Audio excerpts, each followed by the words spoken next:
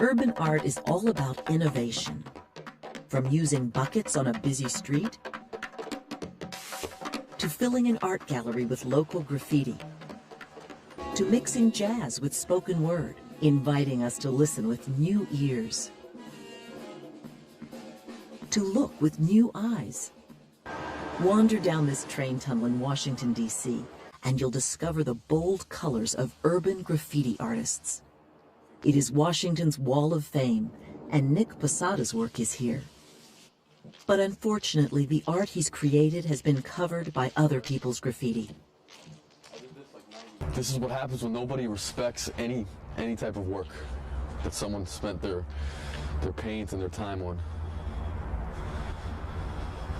This is what the Wall of Fame in D.C. has come to. Although the Wall of Fame is open to everyone, Posada cautions there are rules to be followed in the world of graffiti. Rules that not everyone appreciates. He says that real graffiti artists understand how to use color and how to make their work distinctive. So you would use colors that contrast one another. My piece is still there. I did this like '99. Nick's work is also highlighted here at the Govinda Gallery in Georgetown.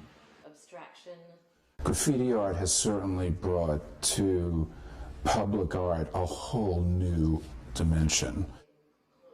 According to Chris Murray, graffiti art is special because it's fast, uninhibited, and always inventive. Murray is convinced that graffiti is just one more step in the evolution of pop art. The works have sold well to young people and to collectors of pop art. In the gallery, people can appreciate the art in a traditional setting, and they like it. It's good for the artists, too.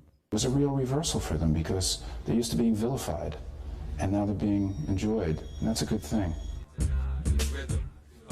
People are beginning to appreciate the talents of Yafer Baron, too. The 28-year-old trumpeter grew up in this neighborhood north of Philadelphia. Both his parents are jazz musicians, but Yafer chose to mix more traditional, classical forms of jazz with the rap and hip-hop music of his own generation. His first CD is an innovative mix of both worlds. I like to think, the whole creation, it's all about music to me, you know what I'm saying? And I believe that the Most High is a musician. I guess it came from, my exposure to hip-hop and poetry that comes from that, and, some friends of mine. Yafer now plays in clubs in the city where he grew up. He also now has a deal with a major recording company. The stories of how these two artists developed, one musical, one visual, are not surprising to art history professor Don Kimes.